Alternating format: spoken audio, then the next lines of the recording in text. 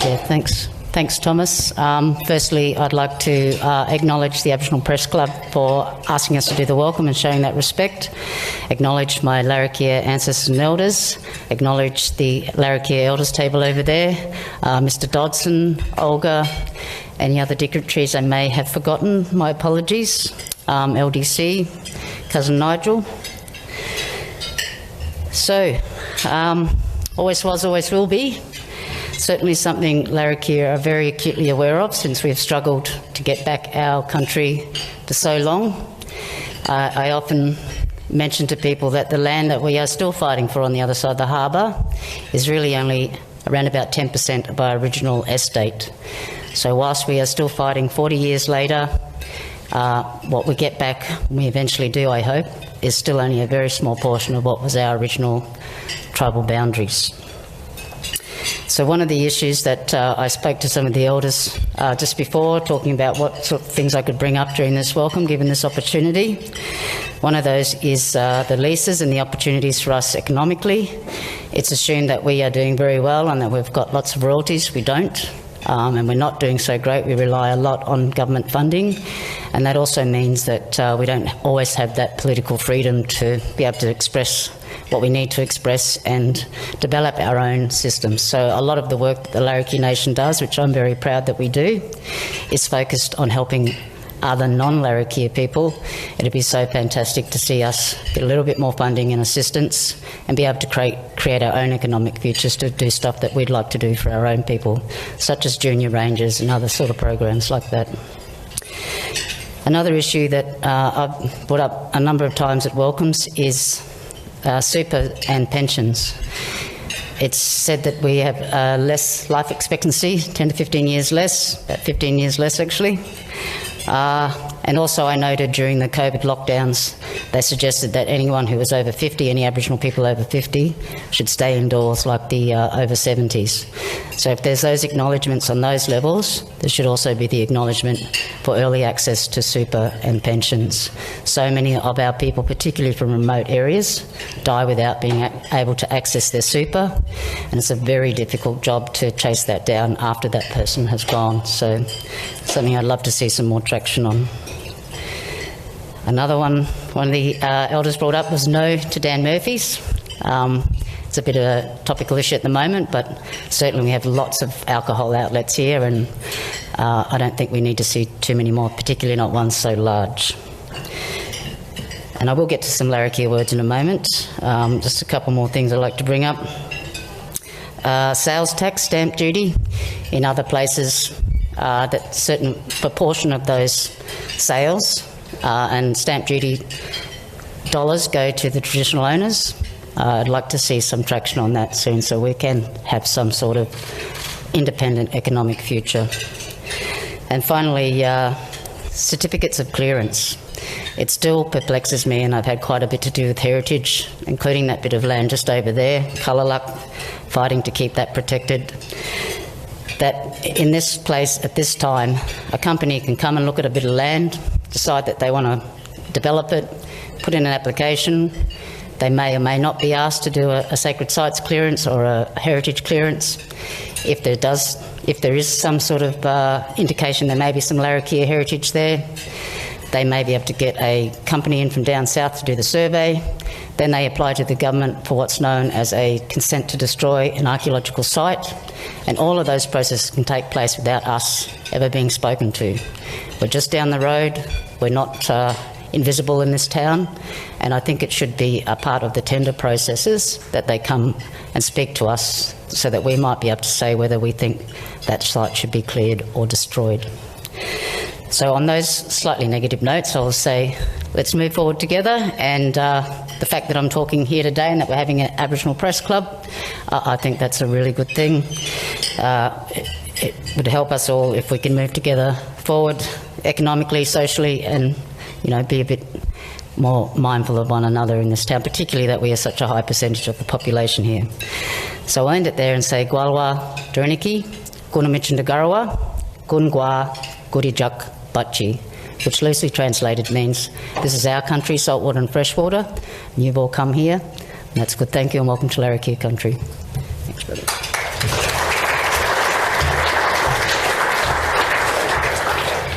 Thank you, Donna, for that welcome. I just want to say I admire and respect your people who have grown up with here. I'm born and bred here on Larrakia land. So far from my island home, I'm a Torres Strait Islander. And I think that the resilience of the Larrakia people should be noted before we begin. In the Yirrkala Bark petition in 1963, the Yolngu people said that the people of this area fear that their needs and interests will be completely ignored as they have been ignored in the past. And they fear that the fate which has overtaken the Larrakia tribe will overtake them. The Yolngu people's fears, and certainly the white perpetrators' expectations, were that the Larrakia people would soon cease to exist. So before we begin this third National Aboriginal Press Club, I think it's fitting here that we acknowledge that the Larrakia people have survived, and more, they rise. I pay my respects to all Larrakia people, those in the room, and your elders past and present. So today we have a very important discussion about a matter mentioned in the Uluru Statement from the Heart. It's incarceration rates. The statement, the only national consensus of First Nations people on how we move forward as a nation toward constitutional recognition and structural reform, says, proportionately, we are the most incarcerated people on the planet. We are not an innately criminal people. Our youth languish in detention in obscene numbers. They should be our hope for the future. These dimensions of our crisis tell plainly the structural nature of our problem. This is the torment of our powerlessness. And so the Uluru Statement goes to this very topic that we'll be talking about today. And there's all sorts of levels of activism, of advocacy that we need to do. And unfortunately our guests are running late, so now I'm trying to ad-lib to make sure that we continue on live TV about this very important topic. Perhaps I'll talk a bit more about how I come to be involved in this. When we had the Royal Commission into Youth in Detention, I went to I made a submission in person, and I talked about how important opportunity is for people.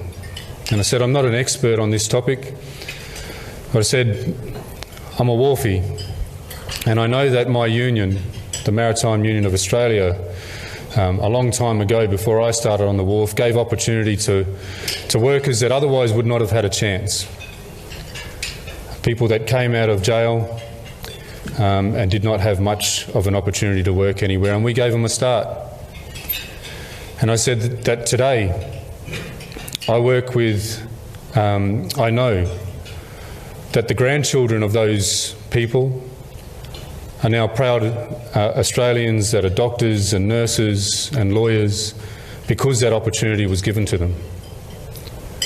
And the other thing that I said was that I know that in other countries, and I spoke to the Seafarers Union leader in Norway, that those countries care about people that are having trouble. And they are shutting down prisons. They had to build a special facility for that right-wing extremist that massacred a whole lot of their people.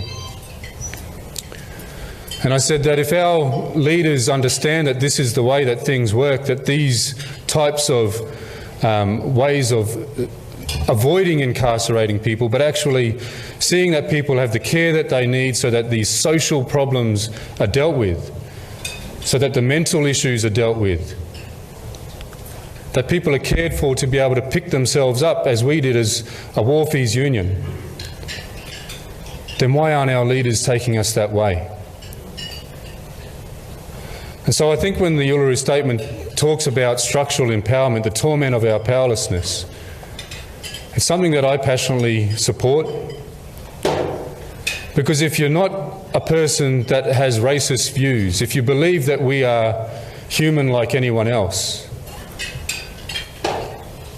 then surely you must agree that there's a structural problem, that it's a political problem, that it's a problem with the decision makers in this country that ignore the things that are happening in Norway, that ignore the science about generational trauma, that ignore the lived experiences of people that got a start on the wharf a long time ago.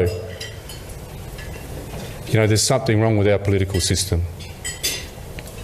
And in our political system, as Aboriginal and Torres Strait Islander people, where we were once 100% of the population, we're now only 3%. And in the democracy, I learnt on the wharves that democracy is all about numbers. And if you're only 3% of the population and you're already discriminated against, then you are truly voiceless. And so I think the politicians are very comfortable. This goes to the root cause of all these issues: incarceration, lack of housing, all of these issues that we can talk about. The gap in life expectancy, as Donna mentioned. It all goes to comfortable decision makers that are not challenged for those harmful policies and legislation. And so I think that the most important thing that we can do, and I'm talking on the bigger picture here, and soon we'll hear from Olga Havnen and Selena Uibo about a more localised perspective, I think. But the best thing that we can do is continue the fight that started long before the Uluru Statement, that was endorsed in the heart of the country, and that is for structural change, for meaningful constitutional recognition. And it goes even to agreement making or treaties. And I understand agreement making from a pretty simple way as a union official, having negotiated on collectives of workers on behalf of them. But in agreement making, power is important. And as 3% of the population, First Nations mostly scattered from the impacts of colonisation, mostly impoverished, living in remote communities, then we have far less power than the party that we'll be negotiating with, a state or territory government and the Commonwealth. And so I think it's vital again for this structural reform, for the importance of treaty making, that we must recognise that we are in a federal system in this country, and that the states and certainly the territory only have so many powers. The territory, with the constitutional territory power, can be overridden in anything that we do. So it's important that we establish this structural reform to have a First Nations representative voice, a true collective of First Nations people, that then has the ability to negotiate what the federal government's obligations are to any treaties that are made. I think it's a vital part of our thinking towards treaty. So, sorry Olga, I didn't see you there, I was just in the moment. But thank you everybody for listening to me. We've got Olga here. I would like to welcome Olga to the stage. Thank you.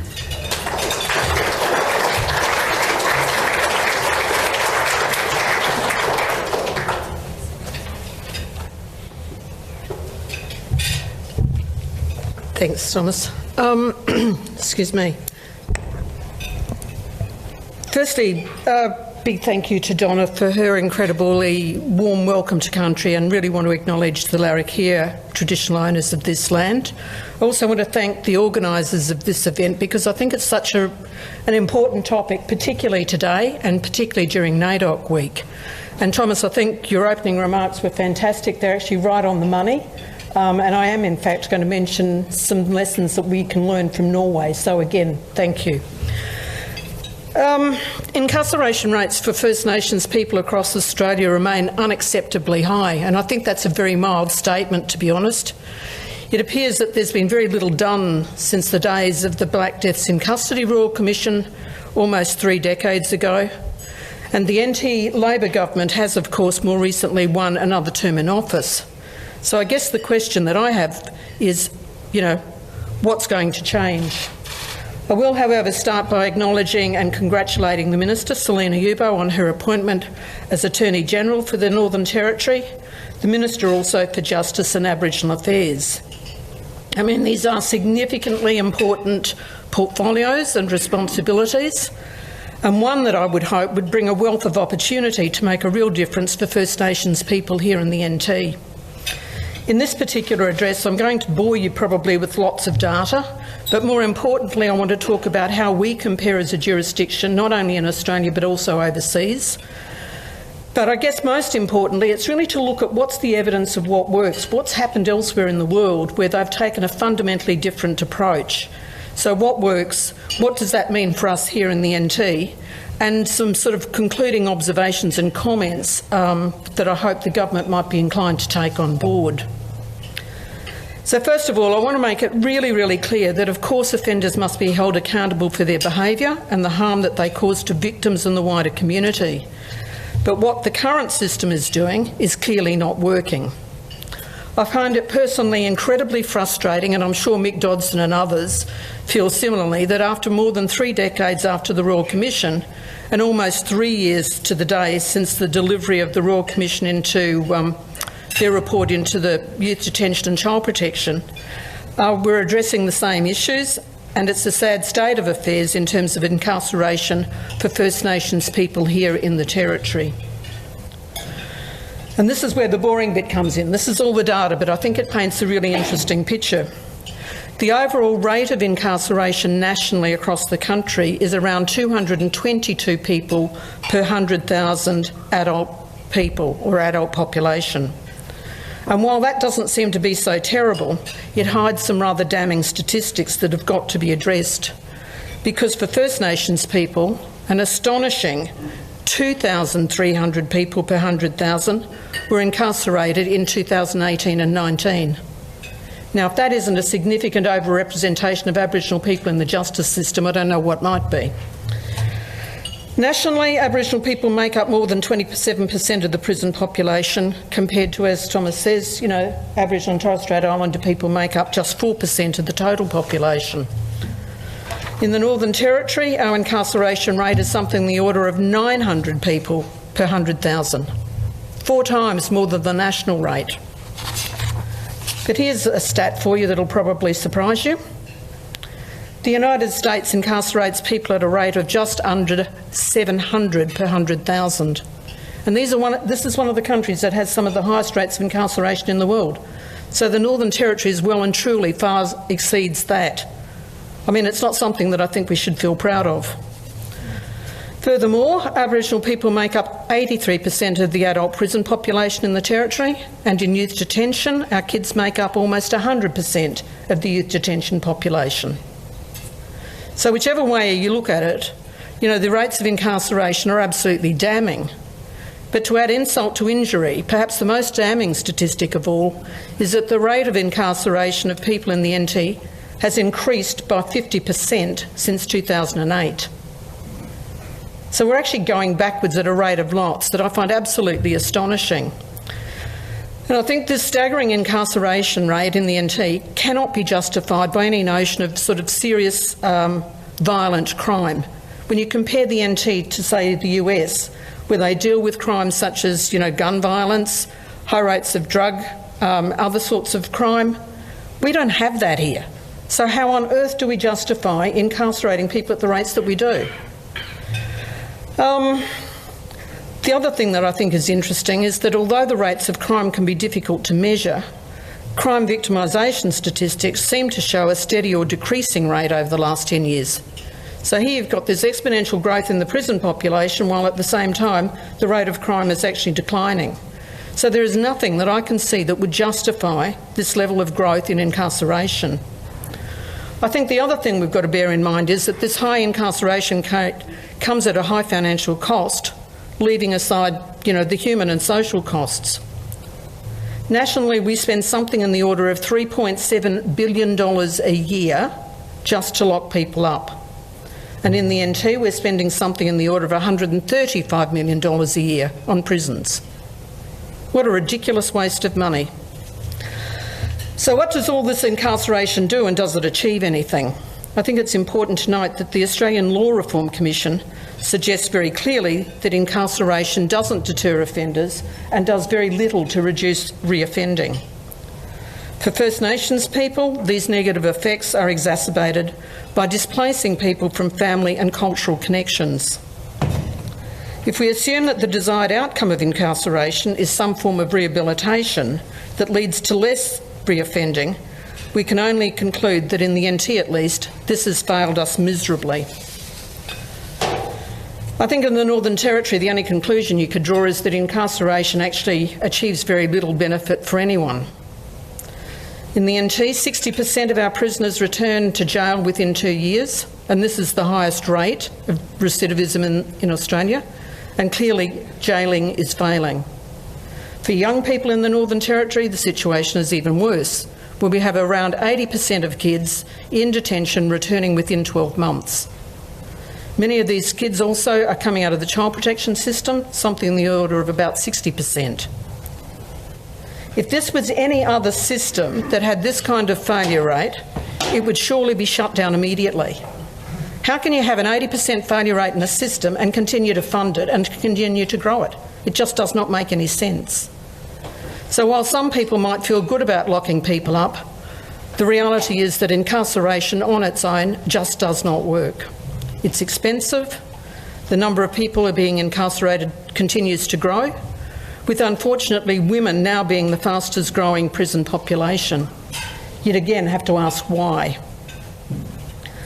The NT Attorney General's Department, in a document talking about the proposed Aboriginal Justice Agreement, clearly acknowledged that homelessness and an unemployed Aboriginal person are far more likely to be remanded in custody, sentenced to jail, than a non-Aboriginal person who commits the same offence with the same history, but who has a stable home and a job. So maybe underlying poverty might be a problem. The same document said that Aboriginal offenders tend to experience a cycle of repeated short-term imprisonment, which clearly doesn't allow for any form of effective rehabilitation. The document also goes on to note that there is a lack of programs in the NT to assist offenders to change their behaviours, and a lack of access to medical services to identify those medical conditions that may impact significantly on a person's offending behaviour. So what can be done? I believe it's actually a time for fundamental change in how justice and corrections is done in Australia, and especially in the NT, and I look forward to working with the Attorney-General to making this happen. There are lessons that can be learned from the experiences in Australia and overseas, and I want to talk about Norway and the Netherlands just to give two examples. Up until the 1980s, their justice systems tended to operate in very similar ways to ours, and that was the focus was on incarceration and punishment. However, the Norwegian and Dutch governments finally began to acknowledge that those approaches didn't work. There was high levels of drug use in prisons, high levels of violence, conflicts between prisoners and corrections staff. No one was particularly safe. The community wasn't any safer. And on release, prisoners hadn't acquired any new or transferable skills. And what's more, they didn't actually successfully adapt to living in the community as a productive member of society. And the final cracker, I think, was that the costs were becoming inherently unsustainable. So separately, both those countries adopted quite different models. The Norwegian system, for example, adopted a principle that deprivation of liberty and nothing else was their guiding principle. That is, the fact that you lost your freedom was the punishment. It was not appropriate then to create further trauma, hardship, inhumane treatment or any of those other things. In the Dutch system, in particular, incarceration is a measure of last resort, with a strong preference for community service, electronic monitoring, fines and probation. The Norwegians have also focused on restorative processes, imposing community orders, improving coordination between prisons and probation supports.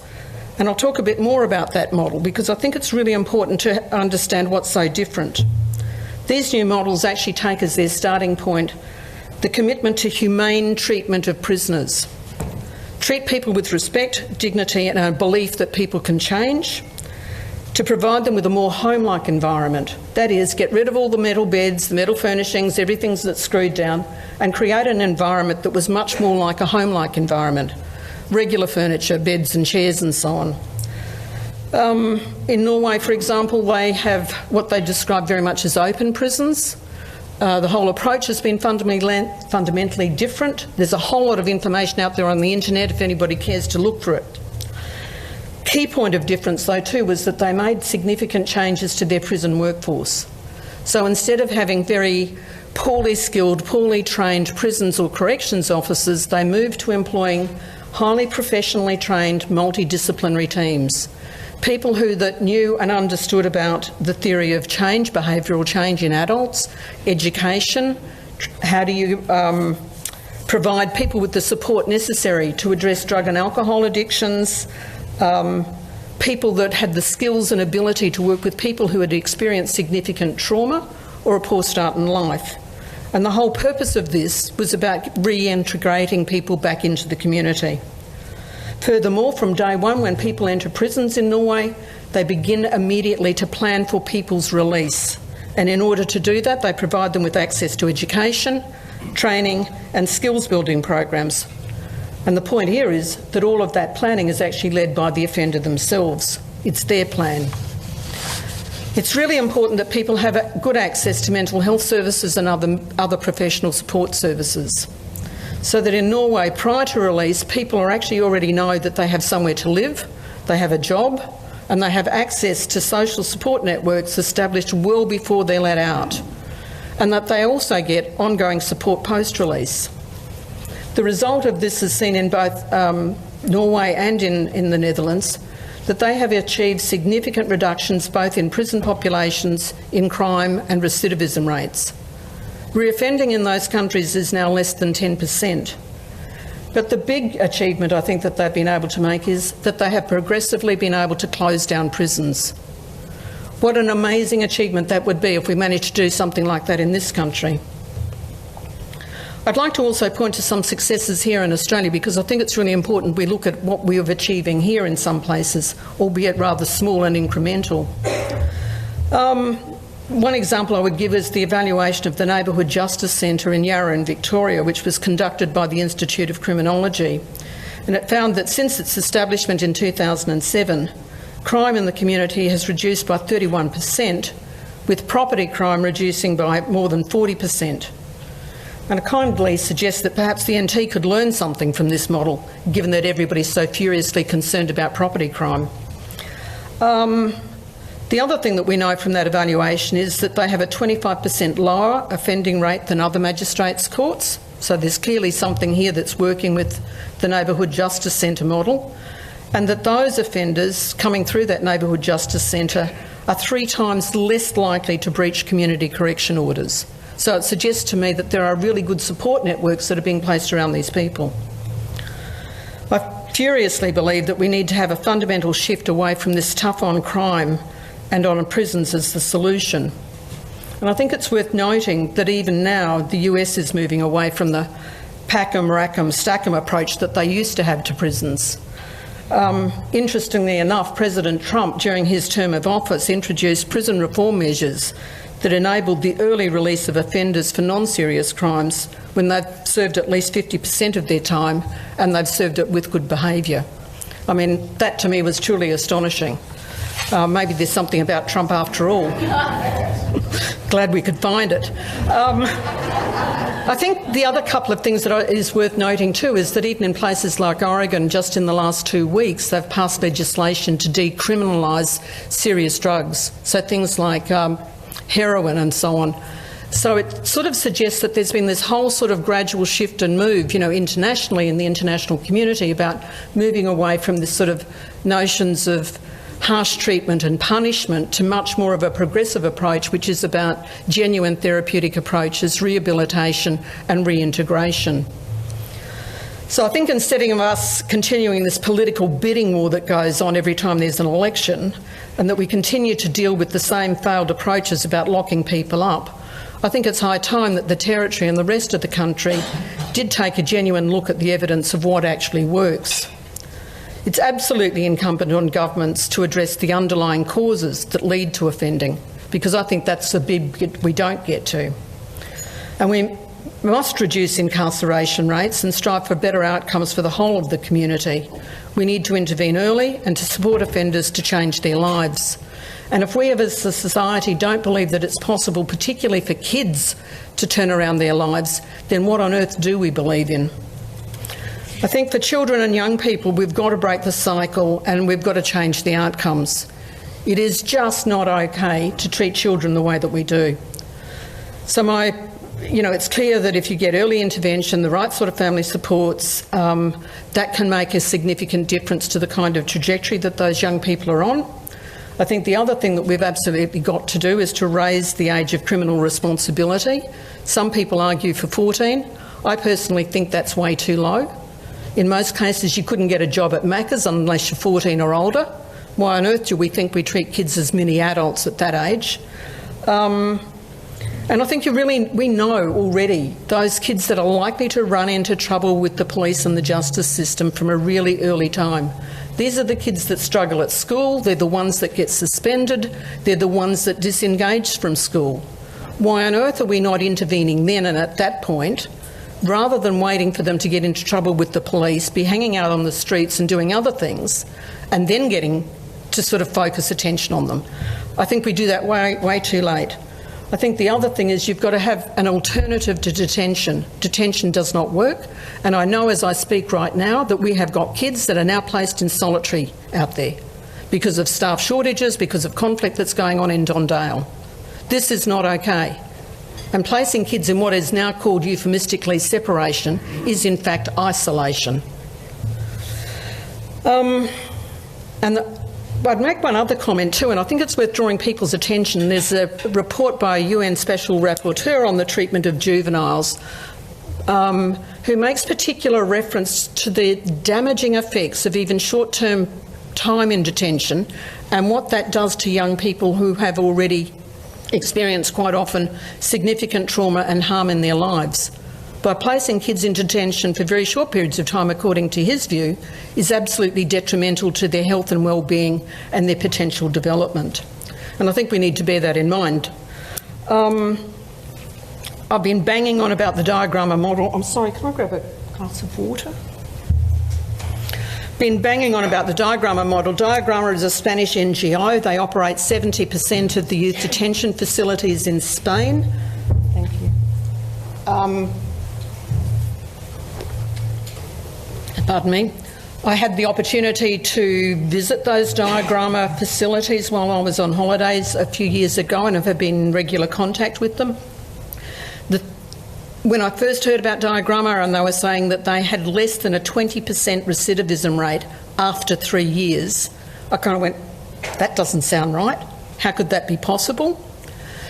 Having visited those facilities and spoken with not only the staff that work there but with the kids, with the people who work in the legal system, that's absolutely the case. And the way that those youth facilities, they're a secure residential facility rather than a youth detention facility, so that's the first point of difference. They're run by an NGO rather than by government. They are significantly cheaper to run, but what they do is employ and engage multidisciplinary teams of specialists to work with those young people. The courts are provided with comprehensive assessments before the judge makes an order for that young person to go to detention. And on average, these kids will probably spend anywhere between 9 and 12 months. That's the average period of time. The judge from that youth court system will also come back and visit that young person in detention to see whether or not those court orders are actually working to their benefit. So if, for example, is this the appropriate treatment plan? Is this the appropriate approach for this young person? Is it working? Is it making a difference? The other significant thing about diagramma is that it absolutely involves the parents and carers of those young people.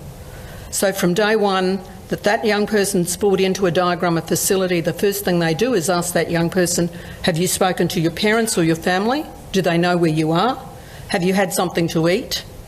When was the last time you had a sleep? Because if these are kids that are out on the streets committing serious crime, the chances are they've got a pretty disrupted lifestyle.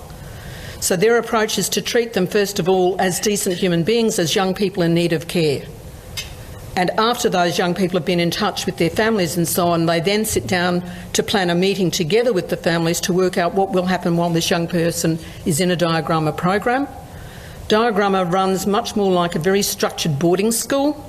So when you initially come in, you do everything on site. So all of your education, your sporting, recreation activities, etc. As you progress through the system and earn the privilege and the right and the responsibility, you're granted supervised access to visits and activities outside the facility. In the third stage of your sort of rehabilitation program, if you like, or plan, they move these kids then into what they call independent living. So it's like living in a shared flat. Those kids are responsible for getting themselves up, doing their own washing, ironing, cooking, cleaning, get yourself to school or to work, wherever it is you need to go. You leave the centre unsupervised, you come back at the designated time, you do all of that without supervision. The whole purpose of being in a diorama program is to actually give the kids the skills and the capacity to make good choices and good decisions so that they don't come back into the contact with the justice system. One young lad that I spoke to, he was gorgeous, Moroccan lad. He'd been in, got a fairly lengthy sentence, and I can't recall exactly what it was for, but nonetheless he had just done his first weekend access visit completely unsupervised. And he spoke incredibly good English. I mean, you know, just a really smart young man. And I asked him, I said, oh, how hard was it for you to come back having had a weekend away where you had no supervision? And he said, I spent all weekend thinking about it. Will I, won't I, will I, won't I? He said, but I made the decision to come back here. And I asked him why. He said, because he could see what had happened to members of his own family. He had family who were in adult prisons. He had seen what was going on in some of the other kids within his family group, constantly this cycle in and out of the justice system. And he said, I don't want a life like that. I want better things for myself and for my future. And it was truly one of the most amazing things I think I've ever heard from a young person. There was one other young girl that was in one of these detention facilities, and it blew me away. I asked her how come she was in there. She said, no, I had to apply to the court to get an application for me to come in here voluntarily. I thought, Christ, I could never imagine a kid wanting to stick their hands up to come back to Dale.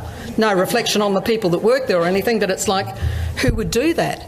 So I was really curious to understand what was her motivation to want, recognising one, that she needed a very structured level of support. And she said, you know, her mother had had serious drug and alcohol problems. They were in and out of housing, became homeless, living on the streets, etc. This young girl was clearly very bright. She wanted to complete her education. And she just said straight up, I was doing stuff that I was going to end up in jail. She said, actually, I think I was doing things because I wanted to come here.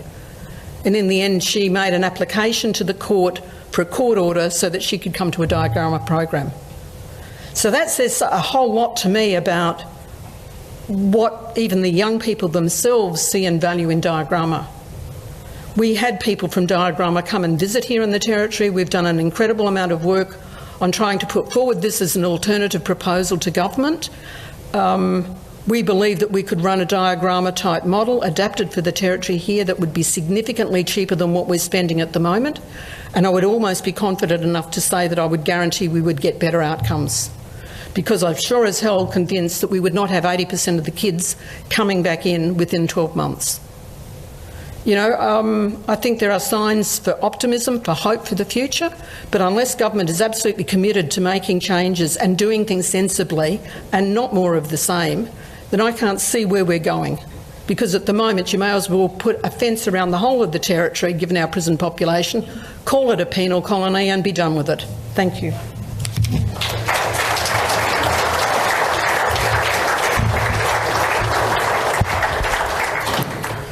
Thank you, Olga. That was very informative and powerful.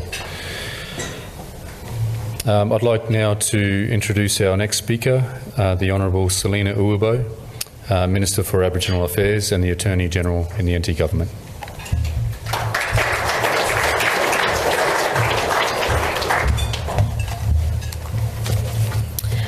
Thank you, Thomas, and Olga's always a hard act to follow, so thank you for your words, Olga, and I do want to start by acknowledging we are meeting and celebrating NAIDOC Week on Larrakia country here with the 3rd annual Aboriginal Press Club event, so it is a pleasure to be here on behalf of the Northern Territory Government and be celebrating NAIDOC Week on Larrakia country, and I have had the privilege of being able to grow up on Larrakia country. I've finished all of my schooling here in the Northern Territory and here specifically in Darwin, so Kanarakan country and bachelor for my primary and Larrakia country for my high schooling, and just always feeling like I am very warmly welcomed by Larrakia elders and our emerging and future Larrakia leaders when I'm here in Darwin and working in Darwin. Please forgive me for being late, but I was at a NAIDOC event earlier, and it is something I would like to share with the room because we're talking about hope for the future. This particular event was the launch of the Lighting the Spark in Our Future Leaders social entrepreneurship opportunities for Aboriginal youth in the Northern Territory. It's a culmination of 12 to 18 months of work which has been done across the Northern Territory, but looking at the opportunities for our young people to enter into entrepreneurship and also into business. So I apologise again, that's why I was late coming here to this significant event. As we know, we are in NAIDOC Week, a very different year, 2020, to what any of us have ever experienced. And NAIDOC Week in November, a little bit warmer being out in those NAIDOC events, or traditionally held in July. But it is a week for Aboriginal and Torres Strait Islander First Nations people right across the country to come together to celebrate our culture, the diversity of our mob, and in particular, every year the NAIDOC committee thinks very thoroughly about the theme, and this year is no exception in being an absolutely fantastic theme. Always was, always will be. I've been asked to speak this afternoon about the high level of incarceration rates our Aboriginal Territorians are experiencing here. We, as the Northern Territory Labor Government, are committed to doing things differently.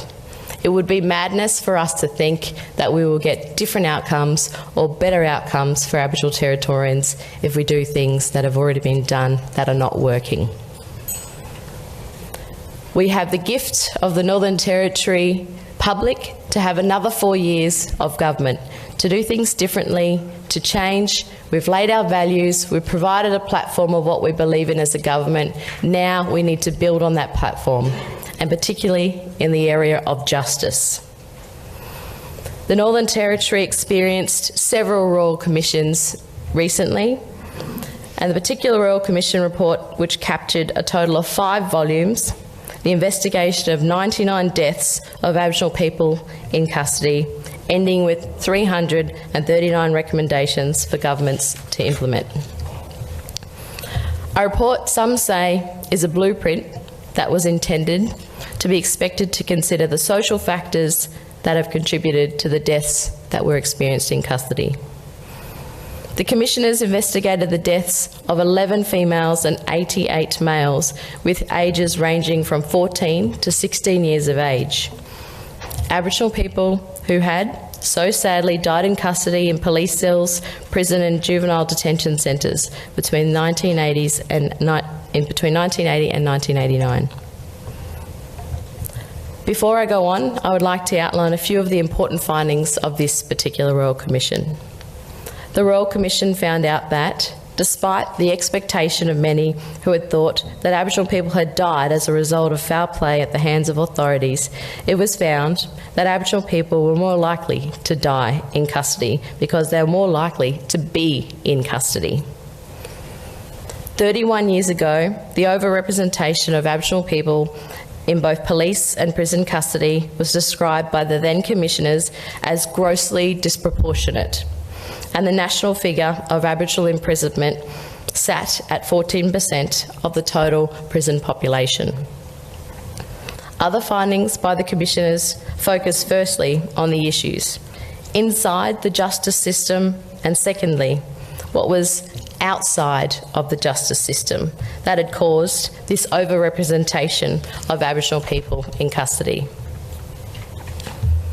And what the Commissioners found was that those who had died in custody, over half had been removed in their childhood by authorities under child protection legislation. All had contact, early and repeated contact, with the criminal justice system before the age of 15, and in over 80% of the cases they were unemployed. So it would make sense that the majority of the Royal Commission's recommendations focused on tackling the levels of disadvantage, thorough self-determination, and the ways to strengthen our leadership and allow for the delivery of services by agencies that meet Aboriginal Territorians' needs. And by doing this, it would change the levels of disadvantage experienced by Aboriginal Territorians and Aboriginal and Torres Strait Islanders nationwide, which would result in the decrease of imprisonment rates that are experienced across the country for our mob. 31 years later, the reality is that we still need to make significant changes. This is a reality that we can no longer ignore. We can no longer ignore the facts that are difficult to talk about for all of us to say out aloud, let alone for us to read, and particularly for me, standing here in front of you all, as an Aboriginal person, as a mother, as a daughter, as a sister, as a niece, and as a proud Territorian. But more so now, as an Aboriginal Attorney General and Minister for Justice in the Territory.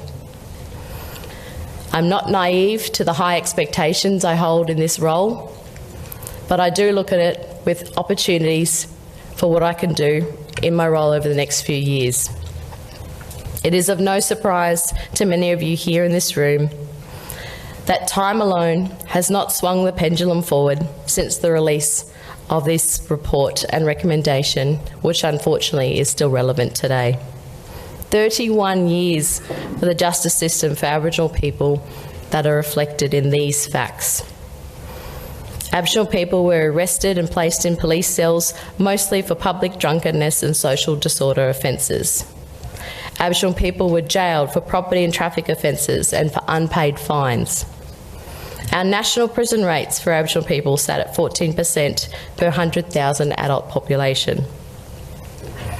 Now the swing for the pendulum 31 years forward to 2020, and here in the Northern Territory, Aboriginal Territorians are still grossly overrepresented in our prisons and our youth detention centres than ever before. Where Aboriginal people are imprisoned not for fines or traffic offences, but for the offences of serious assaults, where the victim from that assault is highly likely not only to be someone that that offender knows, but also from the same family group or from the same community. Where in 2020, Aboriginal Territorians make up 85% of the total adult male and female population in our correction centres. Aboriginal youth make up over 95% of our youth detention centre population. And our national average of imprisonment rates now stands at 27% of the overall population. Now I know and I can acknowledge that there are many reasons why these figures have increased. And I know that many of you in here have been working in this space much more longer than I've been alive. What has been seen in the report and the many recommendations and the many studies that have been done about Aboriginal and Torres Strait Islanders across the country, but more importantly, the many great minds that have captured these reasons and proposed a suite of solutions in response to addressing these issues and these horrible figures. But this is also something that I know. It is not just one reason that is driving the high incarceration rates experienced here in the Territory of our Aboriginal people, or indeed nationally. There are many reasons, and I know Olga spoke of some of them in her address. Isolating just one of those reasons and only paying attention to just one of those reasons will not work alone. just as proposing that only one reason or one solution is best will not solve the problem overall. But this does not mean we cannot address it, and this does not mean we cannot fix it. Most importantly, it has to be fixed. It has to be fixed so we can achieve actual outcomes. That is, the reduction of those incarceration rates here in the Territory. Have no doubt that many decisions over many decades have disempowered Aboriginal Territorians to participate and to lead the change that is necessary to deliver within our communities for our families. We need to ensure that as our government, we are listening to the voices of Aboriginal Territorians, but not just listening, we need to act. We need to accept that you just can't generalise the Northern Territory with other states and territories. Because here in the NT, we have distinct demographic needs and geographic features that play into the environments that can also affect our people. Here in the Territory, Aboriginal Territorians make up over 30% of the overall population. 76.6% of Aboriginal Territorians live in remote or very remote areas in the Northern Territory. There are 140 Aboriginal language or dialects, of which just over 60% of our Aboriginal Territorians speak languages other than English at home. That's why when people talk about justice reinvestment, it would be foolish to import or transfer anything other than homegrown and place-based solutions, programs that are here for our mob. We definitely need to look at what has worked. We definitely need to invite the conversations and the expertise and the knowledge of what has worked either in other parts of the country or indeed, as Olga highlighted, other parts of the world. We need to make sure it is a territory-based solution for our people. And I want to remind everyone in this room that our mob are not just a statistic. I can rattle off all these numbers, unfortunately very high numbers, and devastating when you think about what those numbers are connected to the people, to the families, to the communities, to the opportunities that we could be seeing in a positive way for our mob. There are stories, there are culture, there are languages, there are features behind every single one of these numbers that while we can hear the devastating effects of these numbers on our overall communities, every single person or every single family is dealing with that number as an individual, and that's their family or that's their friend. So we must look beyond the numbers, and we cannot isolate those numbers and forget they are attached to Territorians and they are attached to people and their individual stories. We can be informed where there has been successes in projects and programs, as I've mentioned, in other areas. But most importantly, we need to acknowledge and always appreciate the diversity of languages here in the Territory, our beautiful remote landscapes, the diversity of our cultures across the Territory, and what makes the Territory that beautiful place we all love. If, in fact, I was to highlight one recommendation from the Royal Commission that must still be tackled, and something I know that everyone in this room would agree to, it is racism. Racism in all of its forms, systemic, direct, indirect, covert, overt. Racism is destructive. Not just to those people who are directly affected by racism when it's experienced, but to everyone in our community. It is destructive because it has the ability to undermine any progress that we've made since the Royal Commission into Aboriginal Deaths in Custody, where racism had an entire chapter in the final report. Just as it is toxic when there are allegations of racism, when there is a response of denial and claims of ignorance, this perpetuates the disadvantage experienced in our communities. We know that Aboriginal people's experiences of racism can exist across all facets of our lives, and racist practices maintain the inequalities in society and the subordination of Aboriginal Territorians that are revealed in our high incarceration rates. But just as there is presence of racism in these numbers, it is the impact on levels of disadvantage, nothing new for us to note, the evidence in the statement from the Royal Commission, and I quote, "Race relations and discrimination against Aboriginal people are at the heart of their overrepresentation in custody. These issues can only be understood in the context of the radically unequal relations that operate between Aboriginal society and the dominant non-Aboriginal society." Ending the quote from the Commission there. We have seen these injustices at play with the Black Lives Matter movement that has set a course for the change at international, national, state and territory levels.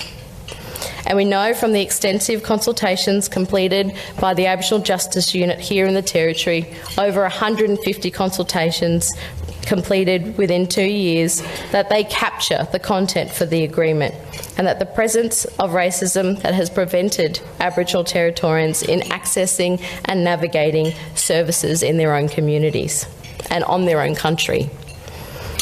These very services can deflect Aboriginal people away from the justice system. We can no longer pretend anymore that what we are doing is working. It cannot be disguised or ignored. Where many argue that more Aboriginal Territorians are committing crimes, therefore that's why there are more Aboriginal people in our prisons. This is why my Labor government has embarked on a process that is informed, supported by evidence, listening to the community narratives and those stories about individuals and their families, looking at the best practice and best research that is available for us. Where input continues to be seconded from other government and non-government agencies, experts and those with very real lived experiences in our communities.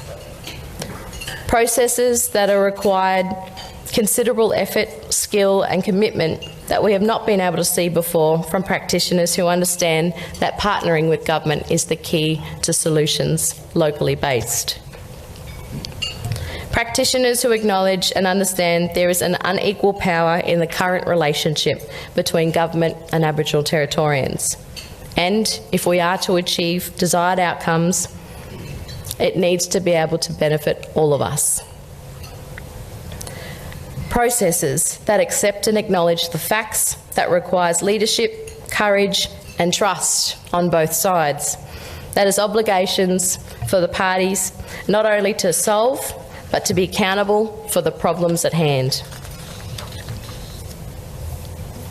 To put it bluntly, Aboriginal Territorians should not be held responsible for the failures of the systems alone.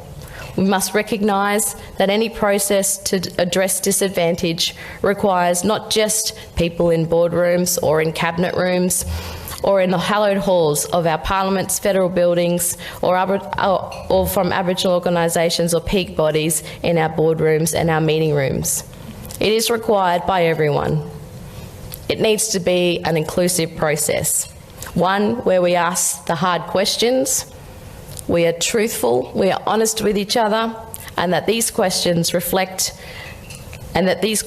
reflected in the quotes of the Justice Agreement consultations, and I quote, "Too many of our kids are in jail when it's our responsibility to look after them and grow them up the right way."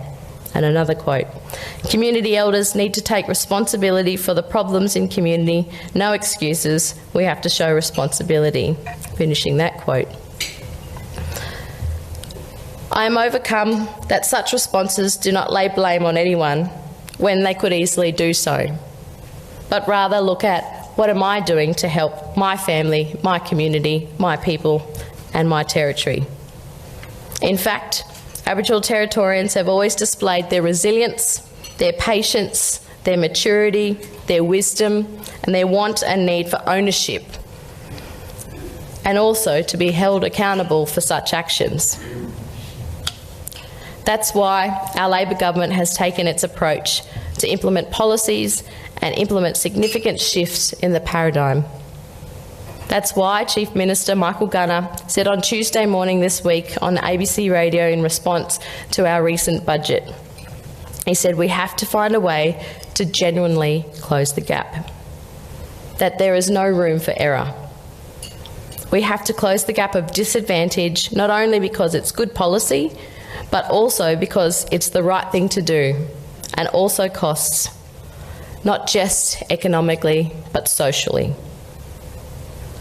We have a local decision-making policy with our Labor government, where change and decisions about government services and government service delivery are outlined in 10 signed agreements with Aboriginal groups right across the NT. This is an area I also have carriage of as Minister, and I look forward to much more agreements being signed, negotiated and consulted across the Territory with other groups, organisations and communities. These agreements allow Aboriginal Territorians not only to have a say, but a voice that will be listened to, a voice that will determine how Aboriginal Territorians want government to work on issues that will reduce the current levels of disadvantage that we all see. Something that I've heard, and I quote, "When it impacts on us, it needs to be done with us, not without us." We now have the opportunity to be able to do things differently. We have the opportunity to implement different measures. We have the opportunity to implement a different way of thinking. Talking about tangible outcomes, when we have the big ideas, what can we actually see changing on the ground? We have things like the implementation of the custody notification system, where police are required to notify Naja of Aboriginal people in custody to check on a person's health and well-being and welfare. I wish we didn't have to have those systems, but we do have them in place to be able to have an extra layer of protection for our people when they are in custody.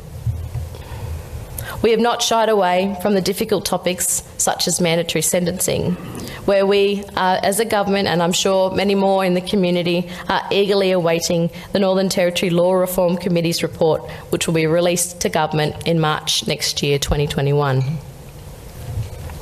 Likewise, with areas concerning customary law and Aboriginality, again, we've referred this to the Northern Territory Law Reform Committee, and we will await their report in due course.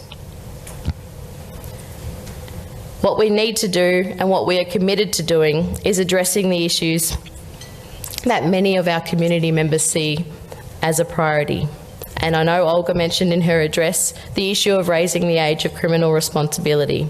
This is being re-examined by my government and also at the national level with the Standing Committee of Attorney Generals. And finally, we are on track with releasing the first Northern Territory's Aboriginal Justice Agreement, a process that commits to restoring and maintaining leadership, empowerment and partnering with Aboriginal Territorians and government that encapsulates a whole-of-government approach where we'll address the high levels of disadvantage within the Northern Territory and the grossly high incarceration rates experienced here. And I do acknowledge that some of the Aboriginal Justice Agreement Reference Committee are here today in this room, and thank you for your ongoing work and commitment to that process. We have started by offering alternatives to custody to Aboriginal Territorians who are eligible, so that the justice system offers options and, more importantly, a way out of imprisonment. I understand that many people will feel that it has taken far too long for our government or any government to address the high incarceration rates of Aboriginal people here in the Northern Territory, despite the many reports, the many articles, the many journals that have been circulated through universities, through parliaments and through government offices over the many decades. But I want to assure everyone here that the pendulum has shifted and we will not allow it to shift back. The investment by the Labor government to shift the status quo, to be courageous and brave in doing things differently, to tackle this particular issue head on, is ever so present and, as we know, ever so needed. We recognise that the solutions lie in partnership with Aboriginal Territorians and our Aboriginal organisations and corporations and our Aboriginal communities as a whole, and that these solutions must be used as a way of moving forward together. We are committed to write a different chapter with Aboriginal Territorians about the Territory justice system. A chapter that I can stand tall and proud as a mum, as a politician, as a Territorian and as an Aboriginal woman. I look forward to the day that I can tell my six-month-old daughter Radiance, sooner rather than later, that I was with others as passionate, as committed as me, that together we were able to act as change agents, that wrote a new chapter in the Territory about justice, that we learnt from the past and that we should never repeat that past. Thank you for allowing me to address the 3rd Annual National Press Club during NAIDOC Week 2020. Always was, always will be Aboriginal land.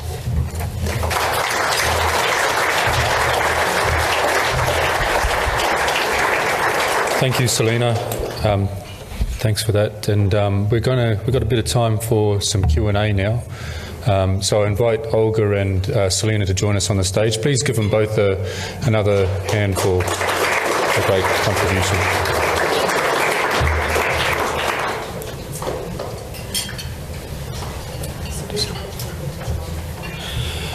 Okay, so just before we go into the Q&A, just ask everybody to, this is a subject that we're all passionate about, let's keep it respectful and everything.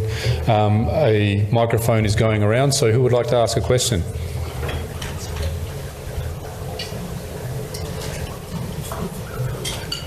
Do we have someone?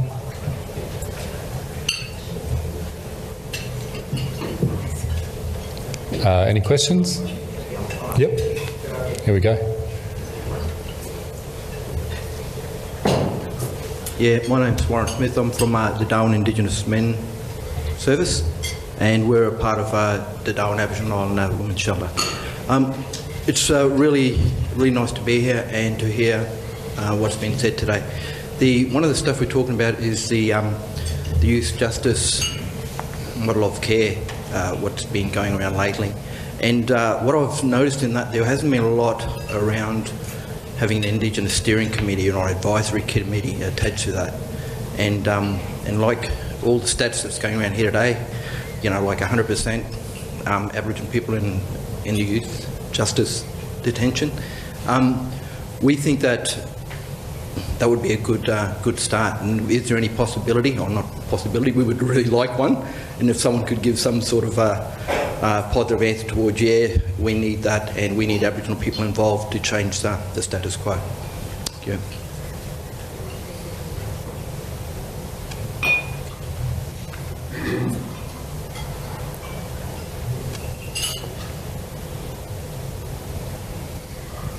Thank you very much for your question, and it is an absolutely important point that if we're talking about change and we're talking about ways to do things differently, that we need to have Aboriginal people represented when we're talking, unfortunately, about the high levels of Aboriginal youth justice incarceration. So I've just spoken to Olga because I believe she's involved with the tripartite forum through her organisation, so I think she'll talk a little bit about to that and hopefully provide any feedback if we need to do things more in a different way.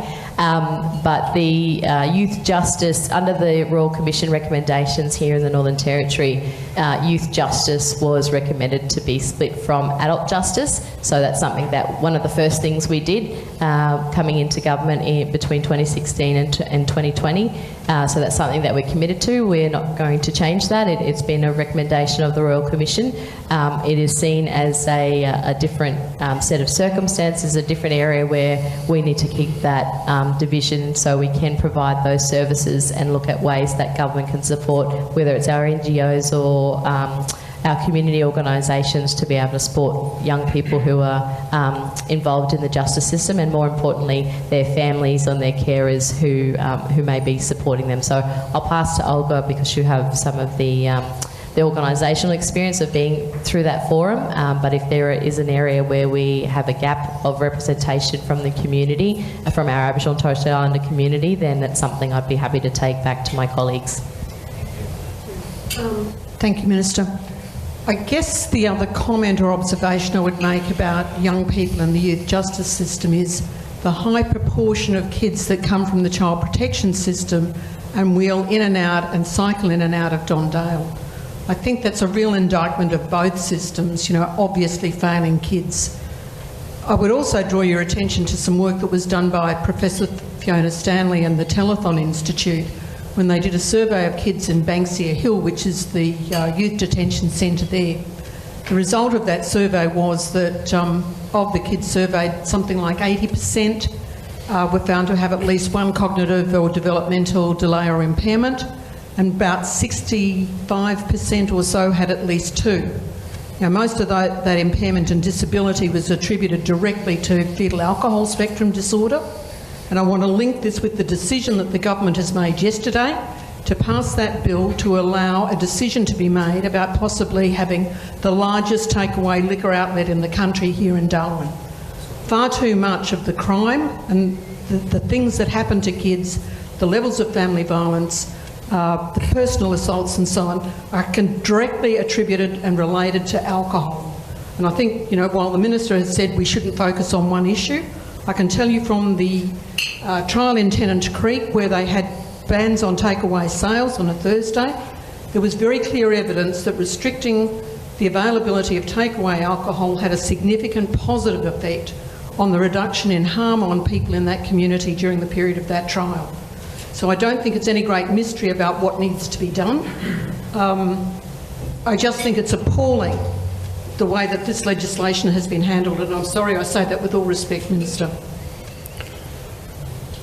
Thank you, Olga. Does the Minister want to respond to that? I just wanted to clarify in regards to focusing on one issue. It was the sentiment that not focusing on just one issue in isolation will not solve the overall problem. Some of the areas that we know are linked to the disadvantage and particularly poverty in the Northern Territory is housing. That's an area that we have started work on in the previous term of government, one that we're committed to continue on. So we know that there's, and I spoke earlier today with the committee, the reference committee, who've been involved in the Aboriginal Justice Agreement, but there are many factors that can play into the disadvantage, social and economic disadvantage that is experienced by Aboriginal Territorians. So I did just want to clarify, not dealing with an issue in isolation was my point earlier.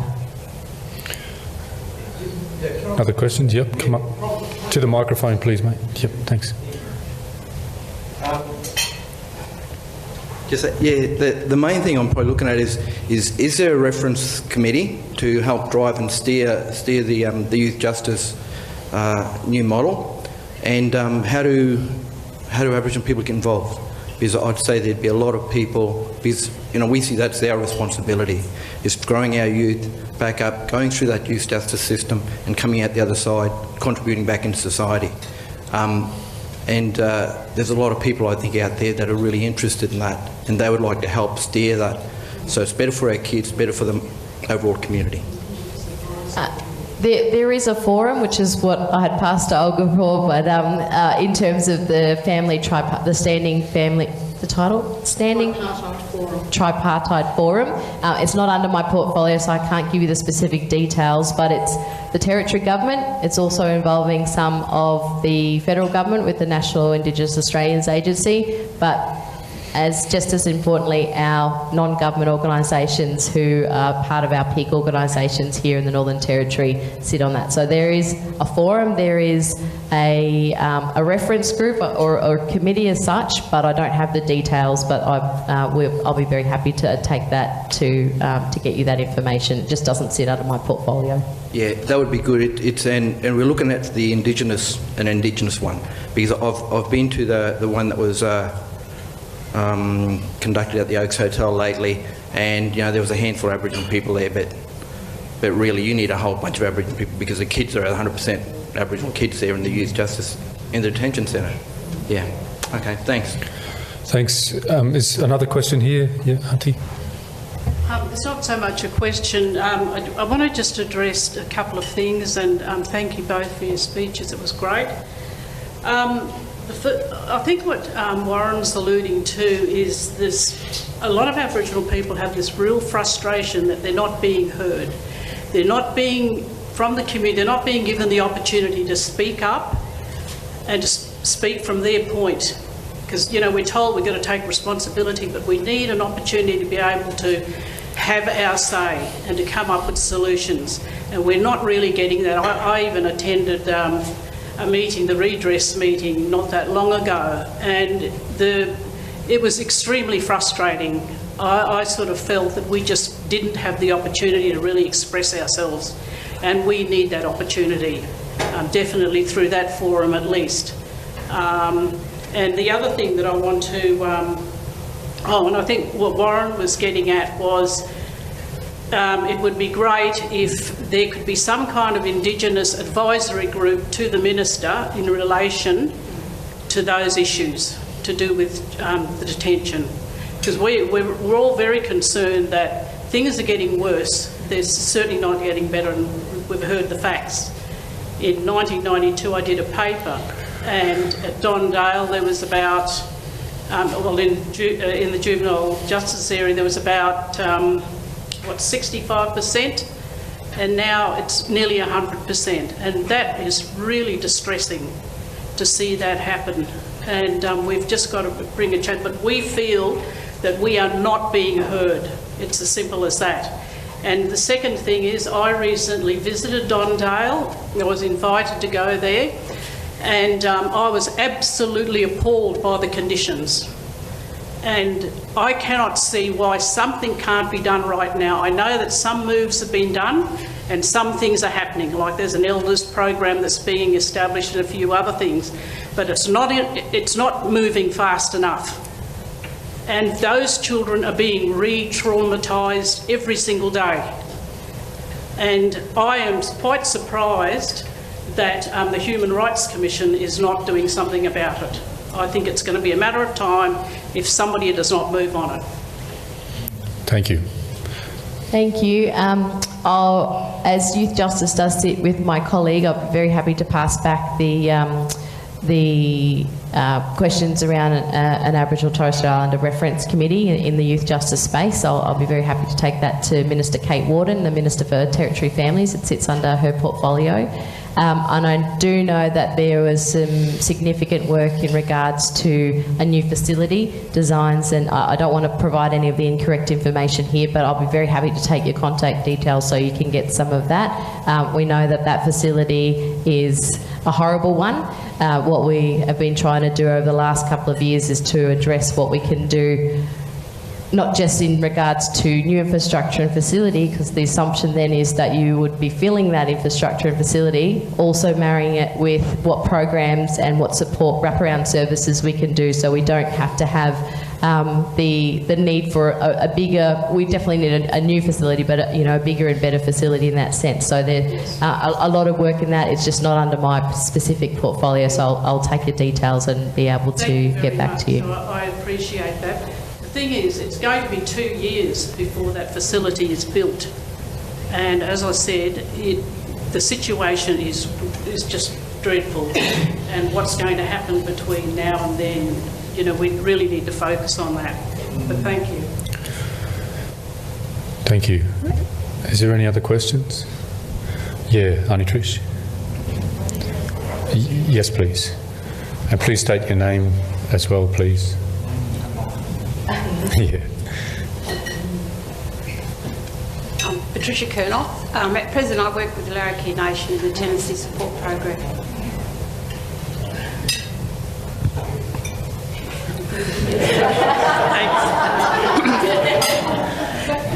Some of the stuff, ladies, you talked about is the kids that get into trouble.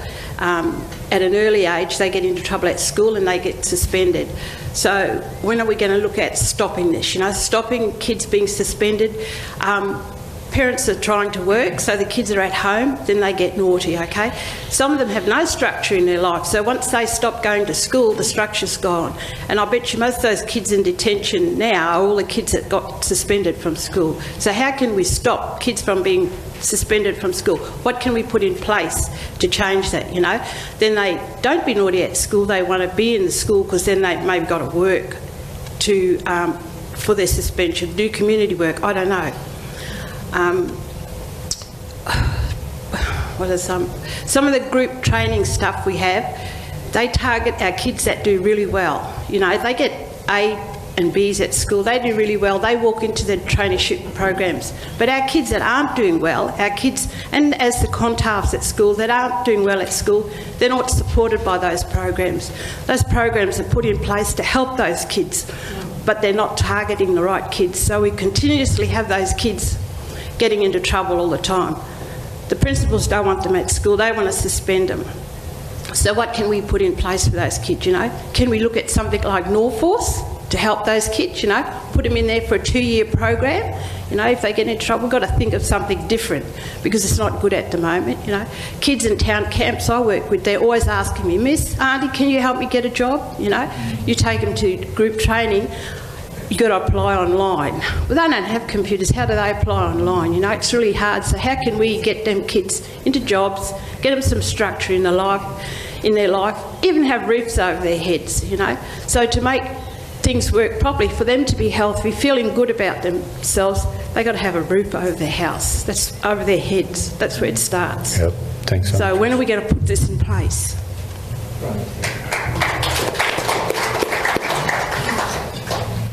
Well, you've touched on an area that is my absolute passion, and that's education. And as the former education minister and also as a teacher, it does extend to what can we do to prevent things from happening. How can we empower our young people, our families who support our young people, or the carers who are supporting our young people before we get to a crisis point. So education is extremely important, not just to me, but to my government, our Labor government. We are investing in those early years. What are the programs that we're investing in that can support the early years and the early stage development, not just for that young person, but for those people, as I mentioned, the family or the carers who are around that young person, the health side, the housing side, the education side in the school grounds, but also those other factors. Going back to what you mentioned earlier about the support for those young people who are incarcerated, I just mentioned to Olga, I don't have the stats off the top of my head, but I remember reading a report that mentioned the alarming rates of hearing issues that young people who are incarcerated experience. So there is a high level of young people, Aboriginal young people who are incarcerated who have links to severe hearing issues. So there are a lot of health factors also. It's not just a matter of being naughty, it could be a matter of a young person might not be able to hear what's going on, may miss instructions, the instructions may not even be in their first language, and then expecting them to follow that process or that routine of school. So I'll probably talk about a whole hour about education, I won't, but again, it's about looking at all of the areas that interlinked. We can't isolate any of those areas, we can only try and invest in to boost in those areas. But one area that I'm really proud of as Education Minister formally, but going into this new role and as the Aboriginal Affairs Minister, is our investment in Families as First Teachers, a program that works with young people 0 to 5, not just remote, it used to just be a predominantly remote program, but young people from 0 to 5, their families, the services and the support that they can have to ensure that once they do hit that school age period, whether it's 5 or 6 years old, a little bit earlier in remote to go to preschool, how can we make sure that they have the physically the best start to life, the emotional best start to life, the best social start to life before they even enter into that school system and the many years of school after. So while it is frustrating of what's not being done now, what we're seeing the gaps now, if we're going to be seeing a long-term change, we need to be starting at the start point, which is with our babies, with our families at that early age. And I think it's over 50 FAF sites now. We started with 26 and we've increased that significantly, and looking forward to the current Education Minister continuing on in that role, because we need to start with the little ones to be able to see some positive impact later down for our young ones for employment and training. Thank you, Selena. We've got a very short amount of time and Olga wants to respond. Thank you, Olga. I wanted to ask the Minister one question, please, if I could, before we wrap up. That is, what's the government's position on mandatory sentencing and paperless arrests? Thank you. As I mentioned earlier in my address, this is something that we have referred to the Law Reform Committee. The committee is made up of lawyers, solicitors, barristers. They all do this role as a voluntary group on the committee. That report will be returned to government in March next year, very anticipated. We committed to looking at reforms in mandatory sentencing, and I think that the expertise for the Law Reform Committee will provide some ways forward in what we can do in reform in that space once we receive that report. With paperless arrests, I know that this is again an ongoing issue, and particularly for our communities, an area of interest. This is something I'm happy to talk to the Police Minister about in my new role, but also our stakeholders and those who have been passionately advocating in that space for quite a number of years. Thank you, Selena, and thank you, Olga. That question is something that's very close to me as well. I think that it's the opposite of justice when you don't have a judge making a decision about everything that we've been talking about. But with that, we'll wrap up. Thank you. Please give a hand for our speakers. I think there's an opportunity to make submissions into that process about the mandatory sentencing and that committee. So thank you, everybody. Well done. Thank you.